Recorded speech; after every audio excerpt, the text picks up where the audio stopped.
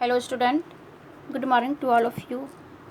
आज हम लोग जातिवाद के विकास के कारण को पढ़ेंगे, क्योंकि पिछली क्लास में हम लोग जाति एवं जातिवाद के अर्थ, परिभाषा एवं इसकी विशेषताएं को पढ़ चुके हैं। उसके बाद जातिवाद के विकास के कारण आता है कि ये जातिवाद जो है किस कारण से जो है ये इतना आगे बढ़ चुका है, इसमें इतना विकास हो चुका है।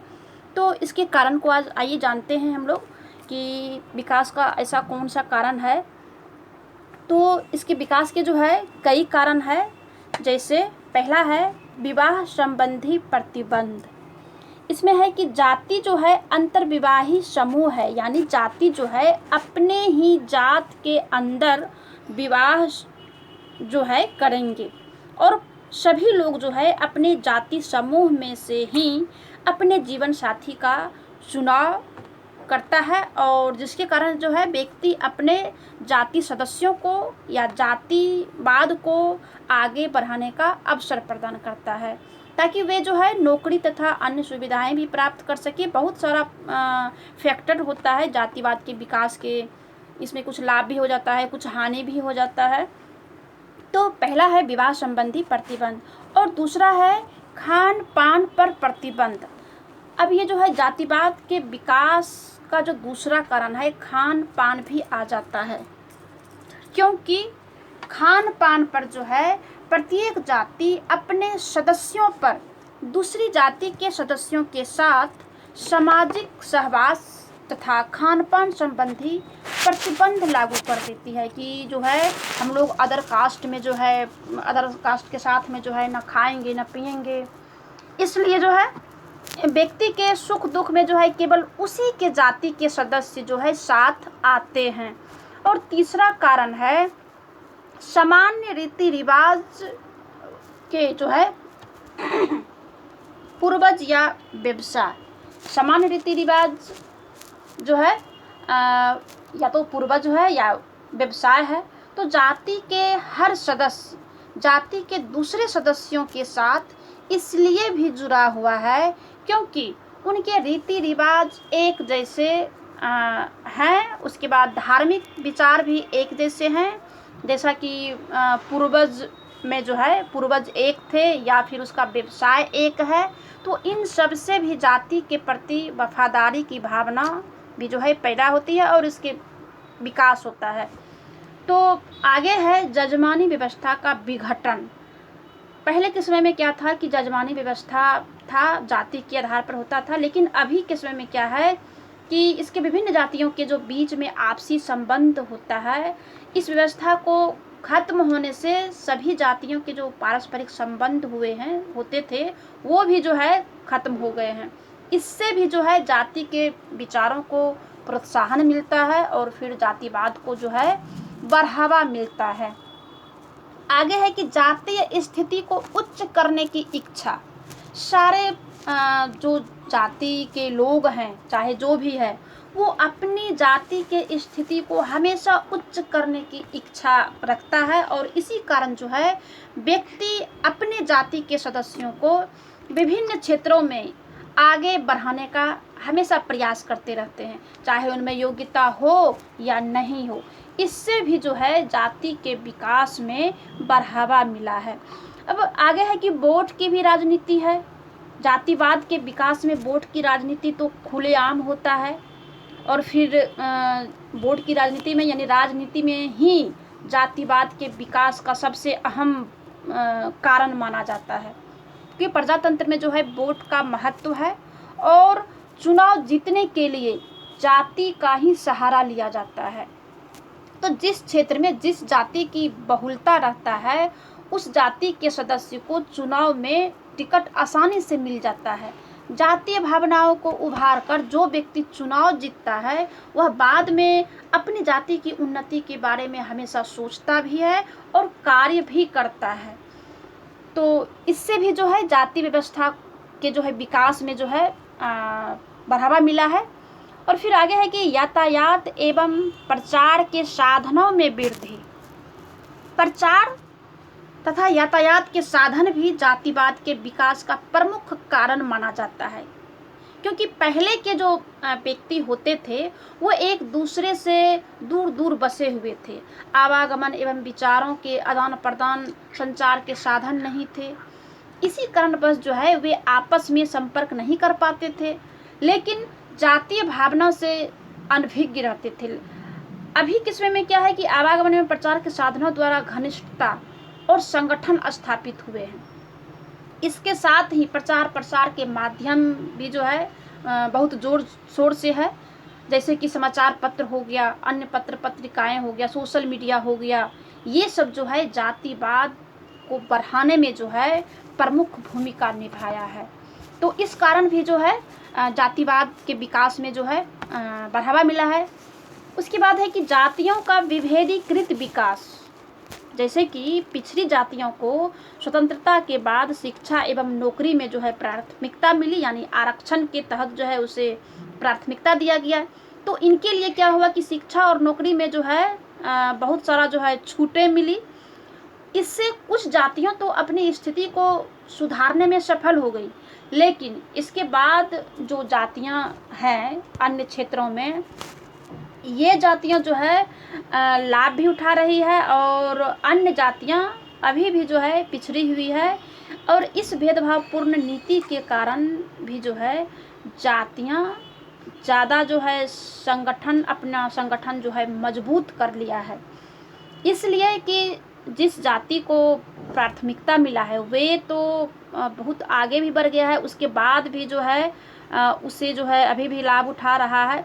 लेकिन जो जातियां हैं जिसे कि प्राथमिकता नहीं मिला है और फिर वो जो है धीरे धीरे लो स्थिति में जो है जा रहा है, तो ये लोग क्या हुआ कि जाति के नाम पर जो है संगठन बनाने लगे और अपने आप को जो है मजबूत कर रहे हैं। ये भी जो है जाति के विकास का जो है कारण हुआ। आगे है कि जातीय संगठनों का विकास, संगठन का विकास। तो जातीय संगठनों का विकास होना जातिवाद का एक प्रमुख कारण है।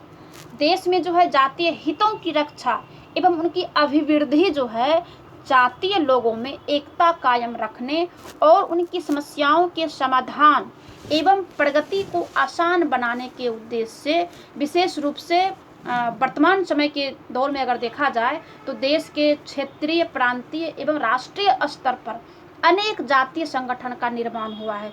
जैसे ब्राह्मण हो गए, ब्राह्मण परिषद, क्षत्रिय महासभा, अग्रवाल समाज, मतलब बहुत सारा जो है संगठन हो गया है जाति के नाम पर।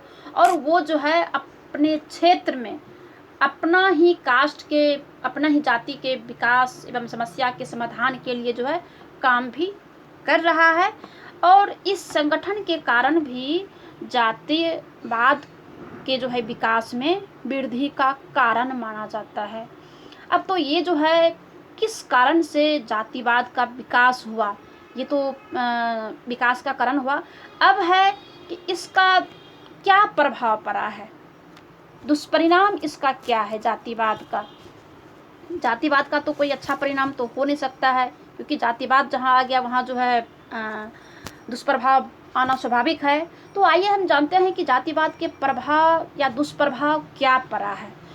तो भारतीय समाज में जातिवाद के दुष्प्रभाव बहुत ज़्यादा व्यापक एवं गंभीर है और दूरगामी भी है, क्योंकि जातिवाद एक सामाजिक जहर है जिसने भारतीय समाज को इस प्रकार से विषाक्त कर दिया है कि उसका इलाज अब हो पाना बहुत कठिन है।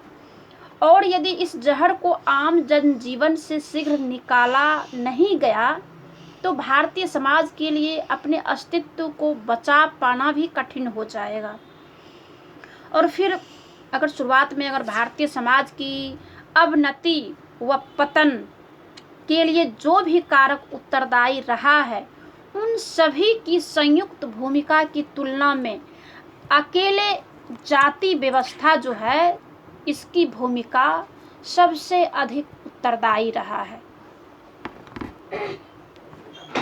तो आधुनिक युग में जो है जाति व्यवस्था मतलब कि किन्हीं मायने में कमज़ोर हुई है, तो कई मामलों में यह मजबूत भी हुई है। जातिवाद के रूप में जाति व्यवस्था का जहर जो है सामाजिक जीवन के प्रायः सभी भागों में फैल गया है और धीरे धीरे पूरे समाज को विषाक्त करता जा रहा है, और जिसके कारण जातिवाद के दुष्प्रभाव जो है देखने को भी मिल रहा है। तो क्या दुष्प्रभाव मिला है या हो रहा है समाज में, आइए उसे हम जानते हैं पॉइंट के रूप में। पहला है कि जातिवाद से सामाजिक एकता का कमजोर होना, यानी जातिवाद के कारण जो समाज है, ये समाज में जो एकता है ये पूरी तरह से जो है कमजोर हो गया है। जातिवाद सामाजिक अलगाव की प्रवृत्ति का परिचायक है, यानी अलग अलग जो जाति होते हैं वो एक दूसरे से अपना जो है अलग प्रवृत्ति दिखाता है।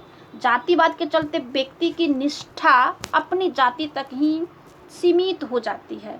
वह जातीय हित को सामाजिक हित से श्रेष्ठ समझता है। यानी समाज जो है, अगर समाज में 2, 4, 5 जाति के लोग मिल के एक समाज बना है, एक टोला कहिए या फिर एक गांव कहिए, तो उस गांव में या उस समाज में जितने भी जाति है वो सिर्फ अपने अपने जो है हित के लिए जो है काम करता है और अपनी ही समस्या को सिर्फ देखता है। इसके वजह से क्या होता है कि उसकी जो पूर्ति होती है वो जायज़ या नाजायज़ ढंग से लग जाता है। इससे समाज में सामुदायिक भावना का जो है पतन होता है और सामुदायिक भावना के पतन से सामाजिक एकता कमज़ोर धीरे धीरे जो है होते जाता है। और जातिवाद ने सामाजिक एकता के साथ साथ राष्ट्रीय एकता एवं अखंडता को भी जो है कमज़ोर किया है। तो दुष्परिणाम जो है सामाजिक एकता का ये एक बहुत बड़ा कमजोरी हो गया है। और दूसरा है कि जातिवाद से सामाजिक संगठन को क्षति।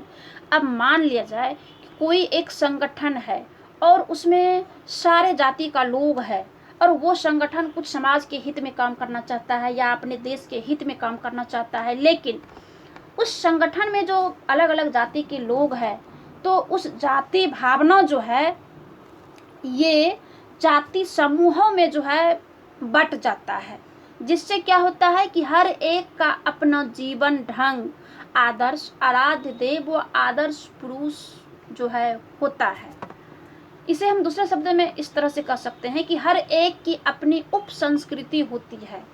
परिणाम स्वरूप क्या होता है कि हिंदू समाज में सामूहिक जीवन पद्धति का लोप हो जाता है और अलग अलग जातियों की जो जीवन पद्धति होता है उसमें भी जो है भिन्नता देखने को मिलती है, जिससे हिंदू समाज में आपसी भाईचारे, सहयोग एवं संगठन का अभाव देखने को मिलता है। और इसका जो परिणाम होता है वो हिंदुओं में असुरक्षा, अलगाव एवं एकाकीपन जो है देखने को मिलता है। तो ये भी जो है जातिवाद से दुष्परिणाम जो है देखने को मिला है। अब आगे है कि अयोग्य व्यक्तियों का चयन। जातिवाद के कारण क्या होता है कि निर्वाचन के समय व्यक्ति अपनी जाति के अयोग्य व्यक्तियों का निर्वाचन कर डालते हैं। इससे क्या होता है कि अयोग्य व्यक्तियों को सरकार में पहुंचने का अवसर मिलता है और प्रशासनिक कार्यों में बाधा पहुंचती है, क्योंकि अगर उसे कोई तरह का जानकारी नहीं है, कोई नॉलेज नहीं है, तो वो क्या कर सकते हैं, वो देश के विकास में या समाज के विकास में वो कितना जो है सहयोग कर सकते हैं। जितना उन्हें जानकारी रहेगा उतना ही कर सकते हैं। इससे क्या होता है कि प्रशासकीय कार्यों में या फिर देश के विकास में जो है बाधा पड़ती है। आगे है कि जातिवाद से भ्रष्टाचार को भी प्रोत्साहन मिला है। अयोग्य व्यक्ति जातिवाद के कारण निर्वाचित तो होते हैं और प्रशासन में भ्रष्टाचार भी फैलाता है। घूसखोरी, कार्य में विलंब होना, अनियमितताएं होती है, ये सब जो है जातिवाद के आधार पर जो है ये भ्रष्टाचार को प्रोत्साहन मिला है। और निर्वाचित एवं नियुक्ति पदाधिकारियों का जो है ये देन है कि अयोग्य व्यक्ति को भी जो है निर्वाचित कर बैठते हैं और भ्रष्टाचार का जो है वो कारण बन जाता है। आगे है कि राष्ट्रीय एकता में बाधक। जातिवाद के कारण जो है राष्ट्रीय एकता एवं अखंडता में बाधक पड़ता है। इसका दुष्प्रभाव राष्ट्रीय एकता में जो है प्रमुख भूमिका निभाता है, एकता एवं अखंडता में। तो इसके कारण क्या होता है कि अनेक छोटे छोटे उपजाति समूह संगठित हो जाते हैं, अपने अपने जाति का संगठन बनाने लग जाते हैं। इससे व्यक्ति की सामुदायिक भावना जो है बहुत ही संकुचित हो जाता है, यानी अपने क्षेत्र तक ही जो है सीमित हो जाता है, अपने जाति तक ही जो है सीमित हो जाता है। उससे बाहर वो नहीं निकल पाता है कि दूसरे जाति के लोग को भी जो है हम सहयोग करें या फिर उसकी समस्या को भी देखें, ऐसा नहीं होता है। तो यह केवल अपने समूह के हितों के बारे में और सुख सुविधाओं के बारे में ही हमेशा सोचते रहते हैं। इससे क्या होता है कि राष्ट्रीय एकता और अखंडता में जो है बाधक होता है।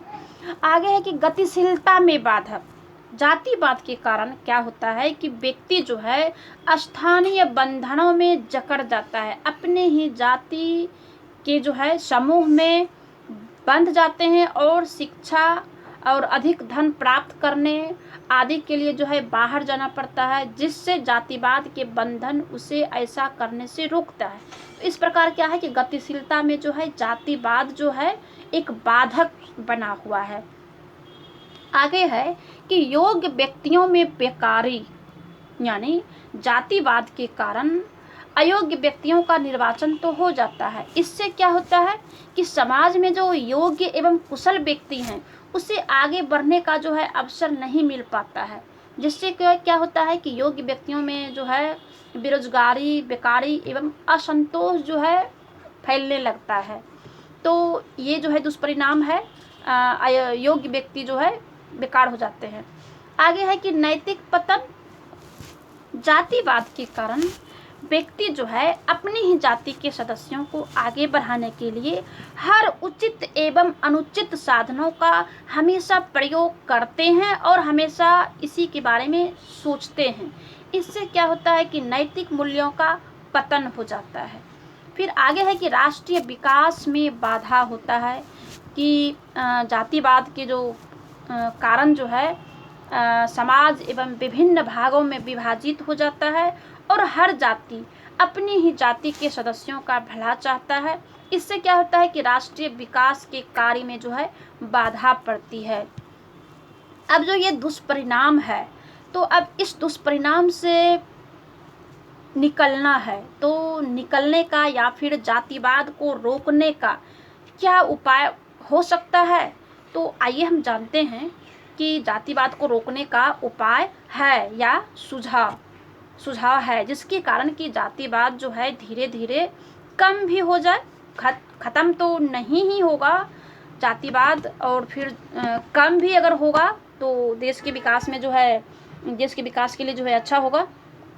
तो हम आइए जानते हैं कि क्या सुझाव या क्या उपाय कर सकते हैं। तो जातिवाद का आधार जो है जाति है, और जब तक जाति रहेगी लोगों में जाति की पहचान रहेगी और कमोवेश जातिवाद तो हमेशा रहेगा। तो इसके निवारण के लिए 2500 साल पूर्व बुद्ध के समय से प्रयास चला आ रहा है, किंतु जाति का खात्मा नहीं हो सका। वैसे जाति कोई ईश्वरीय व्यवस्था नहीं है। आपको शुरुआत में ही मैंने पढ़ाया था कि ये एक सामाजिक व्यवस्था है। ये जो है जाति को समाज ने जो है बनाया है, और उस समय इस वजह से नहीं बनाया था। उस समय जो है कार्य के आधार पर या व्यवसाय के आधार पर जो है जाति व्यवस्था को सुव्यवस्थित तरीका से चलाने के लिए बनाया गया था। लेकिन कालांतर में क्या हुआ कि ये जो है धीरे धीरे कुव्यवस्था में बदल गया। तो मानव समाज के जो इतिहास में यह कई विशिष्ट राजनीतिक एवं सामाजिक प्रक्रियाओं की देन है, जिसमें कि भौतिक एवं सामाजिक दशाओं में परिवर्तन के साथ परिवर्तन हो रहा है। और इसे जो है रोकने के लिए हम कई उपाय कर सकते हैं। जैसे पहला है कि जाति से जातिवाद का जन्म हुआ है, अतएव जाति को समाप्त करने के लिए जाति शब्द का प्रयोग नहीं करना चाहिए। जिस प्रकार संविधान के अनुच्छेद 18 के माध्यम से सेना विद्या संबंधी सम्मान के अतिरिक्त अन्य उपाधियों को समाप्त कर दिया गया, उसी प्रकार से कानून के माध्यम से जाति सूचक शब्द के जो है इस शब्द को हटा देना चाहिए, और इस शब्द के नाम के साथ जो है किसी तरह का जो उनके जो कास्ट का जो कोई टाइटल होता है उसे जो जोड़ा जाता है, उस चीज़ को कानून के माध्यम से अगर हटा दिया जाता है, उसके बाद ही जो है जाति व्यवस्था जो है ख़त्म होगा। दूसरा है कि स्कूल, कॉलेज, धर्मशाला, छात्रावास आदि के नामकरण में जाति सूचक शब्दों के प्रयोग को कानूनी तौर पर निषिद्ध कर दिया जाना चाहिए। तभी जो है जातिवाद को ख़त्म करने में जो है ये जो है बहुत कारगर होगा। आगे है कि जातीय जो संगठन है, सारे जाति जो अपना अपना संगठन बना रखा है, वो परिचय सम्मेलन पर कानूनी प्रतिबंध लगा दिया जाना चाहिए, जिससे कि ये जो इसका जो दुष्परिणाम है ये खत्म होगा। फिर आगे है कि जातीय आधार पर जो विवाह संबंधी विज्ञापनों को प्रतिबंधित कर दिया जाना चाहिए। तभी जो है जाति व्यवस्था की जो कुव्यवस्था जो फैला है ये खत्म होगा। अंतरजातीय विवाहों को प्रोत्साहन देकर भी जातिवाद को रोका जा सकता है। जब एक जाति के लोग दूसरी जाति में विवाह संबंधों की स्थापना करेंगे तो जातिवाद की समाप्ति जो है स्वतः ही खत्म हो जाएगा। आगे है कि जातिवाद को रोकने के लिए शिक्षा का स्तर इतना ऊंचा उठा देना चाहिए कि लोग जो है जातीय संकीर्णता से अपने आप दूर हो जाए। आगे है कि संचार के माध्यमों द्वारा जाति विरोधी जनमत जो होता है, जाति विरोधी जनमत तैयार किया जाना चाहिए। आगे है कि ग्रामीण समाज में जात पात का अधिक कठोरता से पालन होता है और विभिन्न जातियों में खान पान, मेल मिलाप, जाना आना एवं मैत्री संबंध जो होता है वो शहरों में बहुत पहले से चलन में है, लेकिन गांव में जो है जातिगत दूरी और भेदभाव जो है अभी बहुत जो है बदस्तूर कायम है। ऐसे में जाति व्यवस्था को कमजोर करने और जातिवाद को प्रभावहीन बनाने की दृष्टि से नगरीकरण की तीव्र गति से विकास किया जाना चाहिए। तभी जो है जाति की कुव्यवस्था जो है खत्म होगी। आगे है कि जाति का एक महत्वपूर्ण आधार उसका परंपरागत व्यवसाय है। जैसे जजमानी व्यवस्था के माध्यम से व्यावसायिक समूहों के बीच संबंधों को अस्थायी व मजबूत बनाया गया है। ऐसे में जाति एवं जातिवाद को कमजोर करने के लिए इन दोनों आधारों को कमजोर किए जाने की जरूरत है। इसके लिए क्या होगा कि समाज में जो विशेष रूप से ग्रामीण समाज में व्यावसायिक और आर्थिक गतिशीलता को बढ़ाने में इसका जो है प्रयत्न को तेज किया जाना चाहिए और नगरीकरण का तीव्र गति से विकास किया जाना चाहिए, जिससे कि जाति व्यवस्था की जो कुव्यवस्था है ये अपने आप खत्म हो जाएगा। तो चलिए आज इतना ही, फिर इसके आगे जो भी जातिवाद के बारे में आएगा वो अगले वीडियो में जो मैं कंप्लीट करूँगी।